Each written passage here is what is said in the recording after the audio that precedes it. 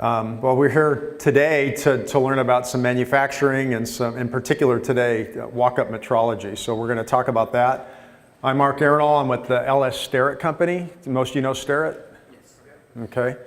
So I'm from the metrology division where we're making like the multi-sensor video and optical measuring systems. So my background is pretty much right out of school.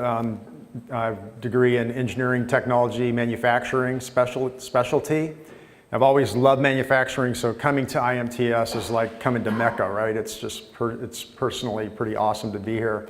And over the years to see the advancements in the technology is just quite amazing, and it's great to be part of that. I started off in this particular segment of manufacturing right out of school about 1982, working for a small startup company making what I would call relatively simple video-based measurement and inspection systems. And the evolution of that has been, again, quite amazing, and we'll talk about what's really fueled that growth. So in particular, in quality, we have to be really focused on delivering good data, right?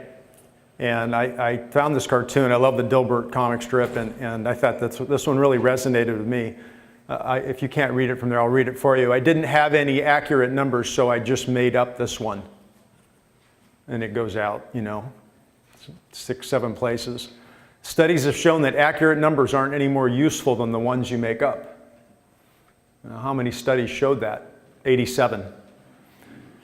So obviously in quality, we can't rely on fake data. We have to be able to effectively deliver good data on time and be able to rely on the data that we're presenting because decisions are being made on that data.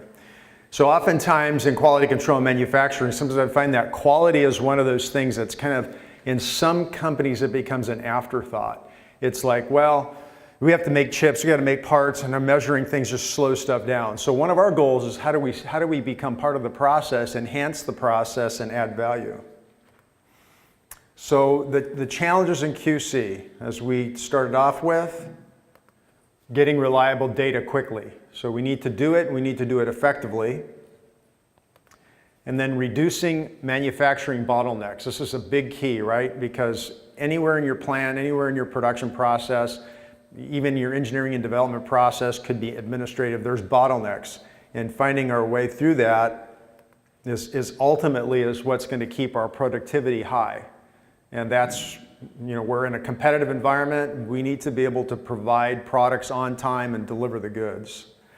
And along with that is reducing scrap and defects, because I remember one of the first manufacturing engineering jobs I had, they asked me to go out and find ways to save money, go out and fix problems on the line. And I remember thinking it was like shooting fish in a barrel, because there were so many areas where you could add value and find low-hanging fruit to solve problems, and you were effectively saving money by doing that, by solving these problems where you're making scrap, and sometimes the numbers, people didn't even realize the value of the scrap that was being generated.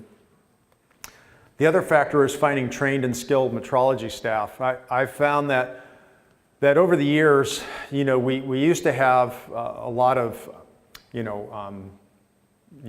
apprenticeships and schooling for people that wanted to be in the trade. They wanted to be manufacturing, they wanted to be in machining, they wanted to be a tool and die maker. And over the years, that started to be less popular, and people wanted to go towards other professions. Well, fortunately, I think that's changing. But in the meantime, there's still a lack of trained and skilled people, especially in metrology. And then the other factor is training existing staff, because everybody's busy. Face it, we're overloaded. Most of us don't have enough time in the day to get our own jobs done. And then when somebody wants to train us on something, it's just hard to find the bandwidth to be able to add something different. And then additionally, we have floor space utilization, because oftentimes floor space is at a premium, not only from the footprint, but also from a standpoint of just time wasted in moving around and the cost of that floor space. And then, of course, data collection and leveraging the data to Industry 4.0 standards and more things that I'm sure you can come up with.